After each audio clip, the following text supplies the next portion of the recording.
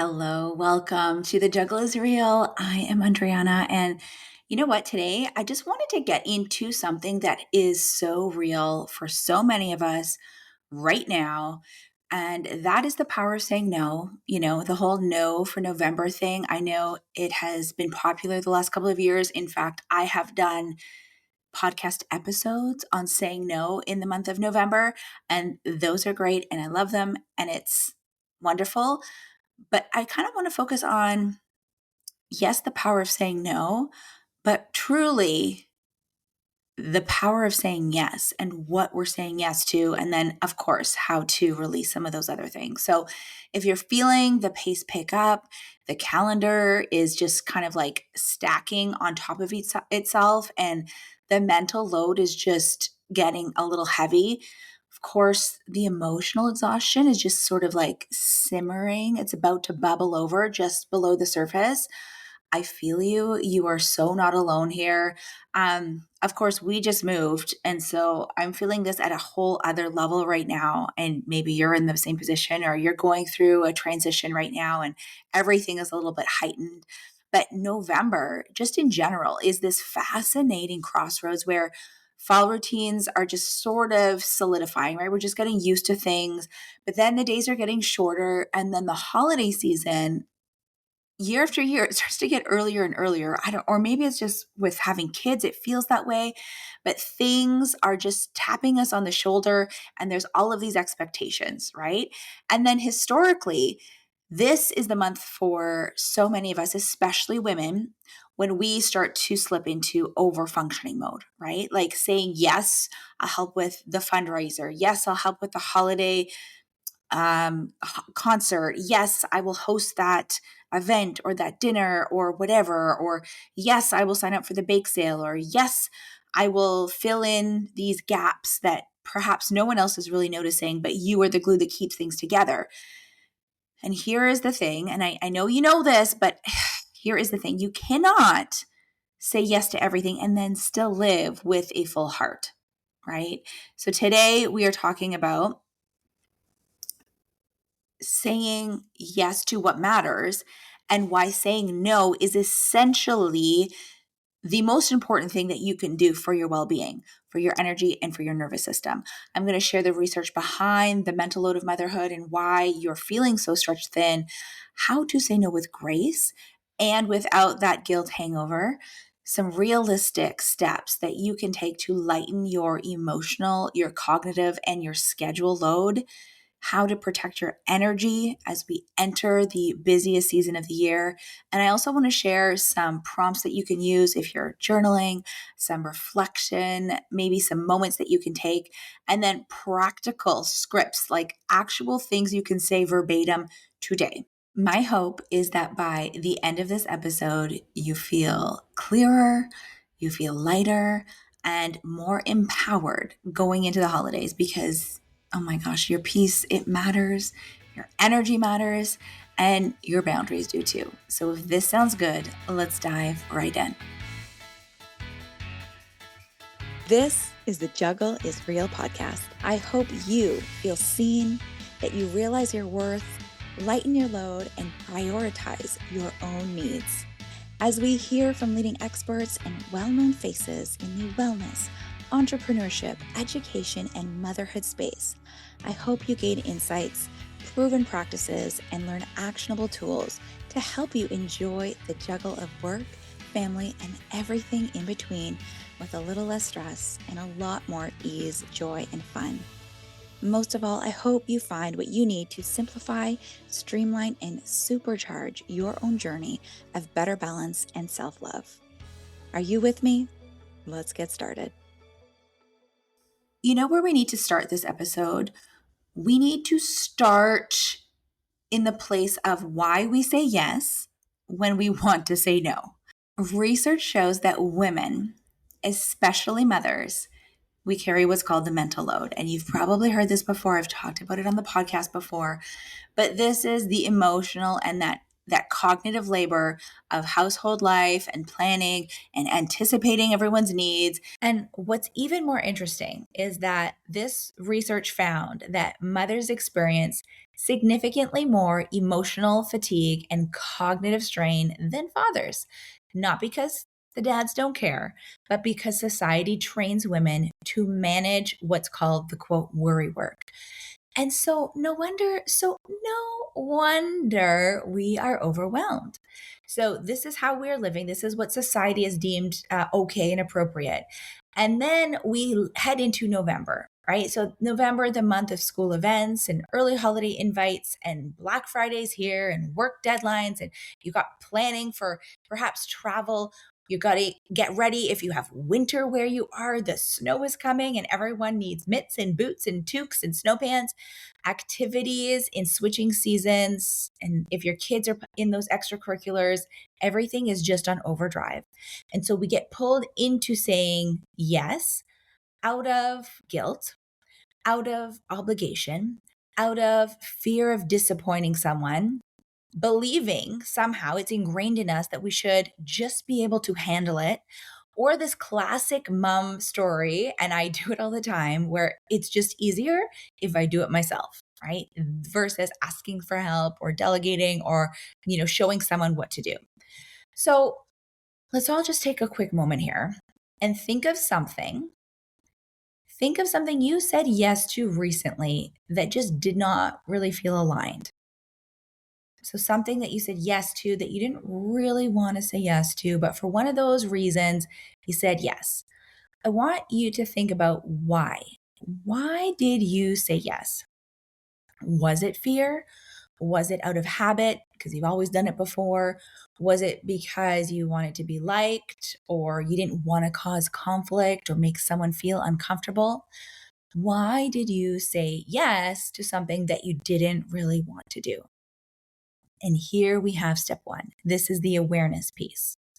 So take this little reflection of why you might be saying yes to things you don't want to. And let's move into what saying no really means. So here is the truth that we often forget. And I want to say this so clearly.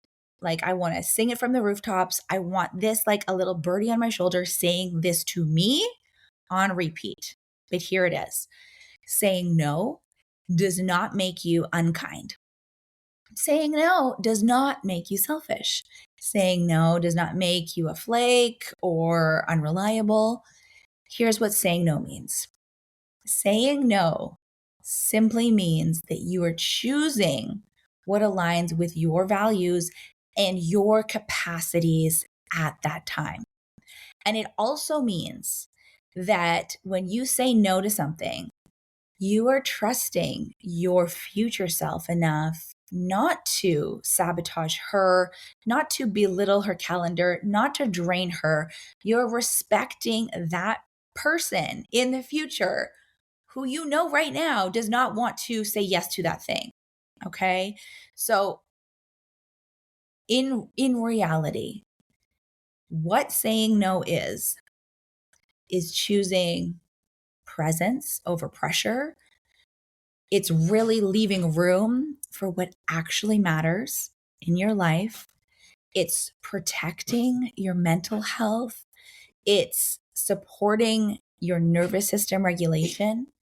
And it's preventing the burnout that's going to perhaps hit after all of this is said and done. Because the holidays, even at its most basic and simple, is a lot. So, what saying no is not, it's not punishment. So if you say no to someone, it's not like you're punishing them for something. It's not being cold or being rude or rejecting that person or a sign that you cannot handle life. It is that we really need to normalize this so that women do not feel shame for protecting their energy. And I don't know if you can hear this, but my dog is here at my feet and he's having a sneeze attack. I don't know if my mic's going to pick up on this. But back to what I was saying, like, I know we've been like saying yes and saying no and all of these things, but like we really, really, really need to normalize the saying no thing so that collectively, as women, we do not feel shame for protecting our own peace and our own energy, especially leading into the busiest season of the year. So here's an example. Someone invites you to a holiday market on a Thursday night.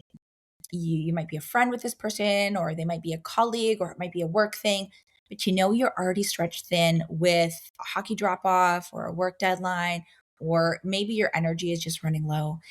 But the old you is wanting to say yes because you feel like you should. And then you feel like that sense of dread in the pit of your stomach. And you spend that entire time, the whole day leading up to it, dreading it, thinking of all the excuses you could make, or feigning illness, or maybe you are coming down with a cold. Like, how does that make you feel? Like, just saying this scenario out loud is making me feel like just terrible.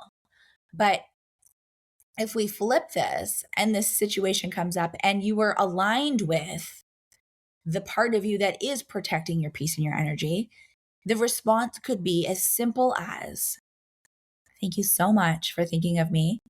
I'm keeping our evening slower this month, so I'm going to pass for this. But I totally hope that you have the best time. This shows so much love." The energy here is cleaner on both ends because you can let that person know right away. They can ask someone else or they can make other plans. Your energy is feeling so much better because you're feeling the relief of saying no. You're not have filled with that sense of dread leading up to this event that you don't want to go to. You're not going to feel that maybe sense of burnout if you did in fact go to the event when you didn't want to and you're exhausted and is draining you. And then, even though you love your friend, it was just not the right thing to do. So, how do we continue to say no? How do we not have guilt? How do we not feel so much pressure? How do we say no in these situations? And it might not be something fun, like, the example of a holiday market is actually a fun thing that I would enjoy doing. But there are these things that we get asked to do that maybe don't feel as fun, but we still do. So, saying no is a skill. Like, it actually is something that we have not been trained to do, especially as women. We are like trained to be people pleasers. But like any skill, the more you practice, the easier it gets, right? So, here are a few things that we can do to say no without feeling that dread, without feeling that guilt. Number one, using a pause before yes rule. So, often we're just like instantly being agreeable for the sake of being agreeable and saying yes. And even if you want to say yes, even if in this moment you're feeling good and full of energy, even if you think that this is like two thumbs up and you want to say yes, maybe just pause and say, or text or email back, "Let me check our schedule and get back to you." Just this quick pause, honestly, can change your life. And I'm not saying to have extended pauses. I'm just saying, like, give yourself a few hours to think about it. Give yourself a maximum of like one day to think about it. And the reason why this is so important is because having that ability to replay it, think about what's on your plate, think about at that time what is going on in your schedule. Sometimes we don't even know what's happening, and I've been guilty of this, of just like saying yes to something and then realizing like, oh my, how in the heck am I going to actually get this done? How in the heck am I actually going to figure this out? So let me check our schedule and get back to you can be such a helper when it comes to figuring out what your answer wants to be. Number two is we can use these gentle scripts in setting boundaries. So saying things like, "Thank you so much. I just can't add anything new to the schedule right now." Or, "You know what? That just does not work for our family this month." Or, "I do not have the capacity right now, but thank you so much for asking." Or, "I am saying no so that I can protect the commitments I already have." These are some things that you can use, copy and paste it, say it, text it. You don't need a long explanation. You don't have to go into all the reasoning behind it. You don't have to let people know exactly what's happening in your schedule or all of the things that are making this decision for you. You really don't need to justify it. And actually, you don't need to prove anything. You don't need to prove your worth or how busy you are or why you aren't able to do something. Honestly, you don't need to prove your worth or wanting to protect your energy. So, having these gentle responses are really clear but kind in the end. The other thing that we can do in saying no to protect our peace is to reduce our mental load through delegation.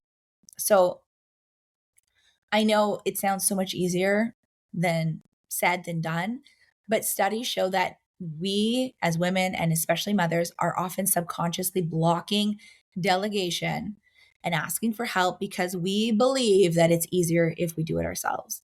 And according to the psychologist, Dr. Regina Lark, she says if you want to reduce your mental load long term, you have to stop being the household project manager.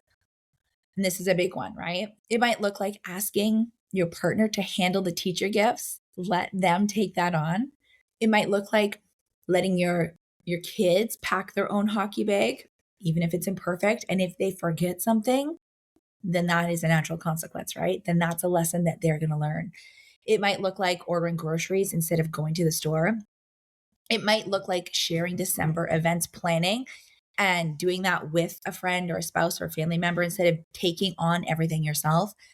It might look like, and especially at this time of year, outsourcing one thing, maybe getting someone to help clean around the house during the month of December, maybe someone to wrap your gifts. Maybe you have someone in your family or a niece or a nephew or a service that you can lean on for wrapping gifts. Maybe a meal prep service or ordering in a couple of meals a week. Or maybe it is outsourcing your errands and asking your spouse or partner or a friend if they're already out to pick up some things for you. Real women have shared the top things that have changed their holidays. Here are some like real tested actual things that people are doing right now. So don't feel guilty because this is what people are actually saying no to and actually doing to make the holidays easier.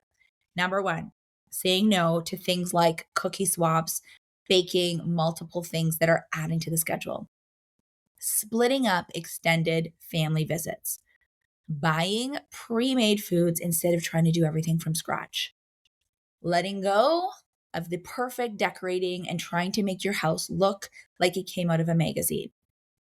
Yes, I know we're looking at the Ralph Lauren trends and all of these things online, but letting your kids decorate the tree and just appreciating that there are 72 ornaments on one branch is okay.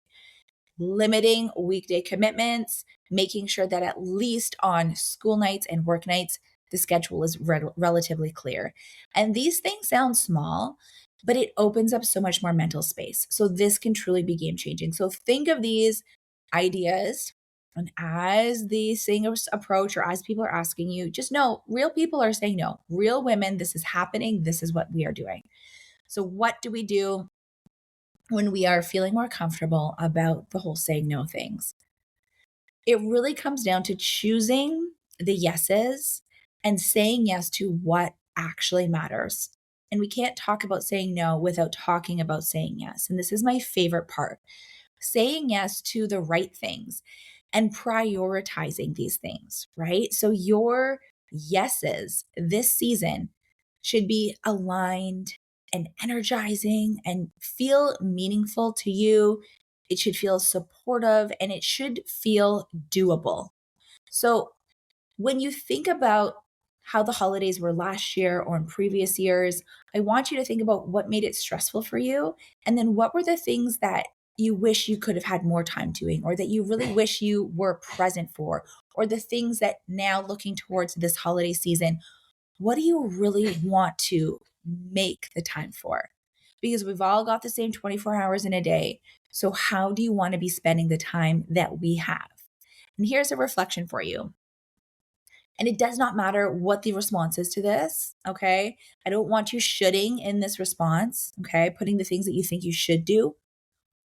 But this holiday season, what are two or three things, two or three moments that are truly going to make the holidays feel meaningful? Is it going to be building a snowman with your kids? or watching your favorite holiday movies? Or is it going to be hosting a big family gathering because that's what you truly love to do? Or is it going to be traveling somewhere to visit friends or relatives? Like, what is it going to truly be supportive for you? What do you actually love?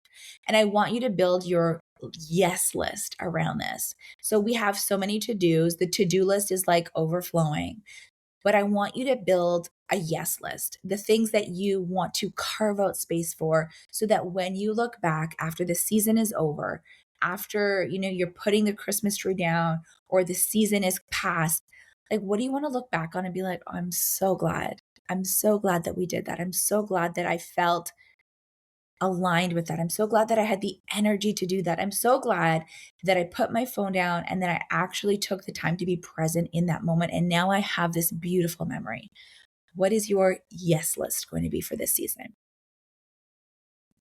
And I want to, we're kind of wrapping things up, but I really want to look at not just saying no here in the holidays and creating a season that feels magical and feels really aligned, but creating sustainable boundaries, because saying no right now today is great, but the season's only going to get busier. And so this is the part that people often forget.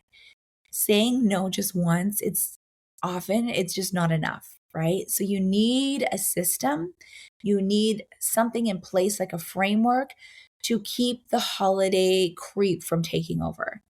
So here's something that works now into the holidays and what's going to work into the new year and be sustainable moving forward. Number one is doing that weekly check in. So it can be on a Sunday night, or it could be on a Monday morning, or it could be even like a Friday afternoon. But doing that weekly check in and thinking about what your boundaries are and if you really held them. So think to yourself, what stayed aligned this past week? And where did things kind of fall off the rails if you did have a train wreck? What was draining for you, or what did you overcommit to? What was it that really you felt was a drain of your energy? And then as you're doing this reflection, what is one thing that maybe you can shift moving into the following week that can be supportive and sustainable for you? So, making these tiny little tweaks and these little adjustments make it sustainable moving forward. And then communicating what these adjustments are, what these boundaries are early and often. So, letting your partner know, telling your kids, sharing with your colleagues and your extended family, this year we're going to be choosing a slower and a more simple season.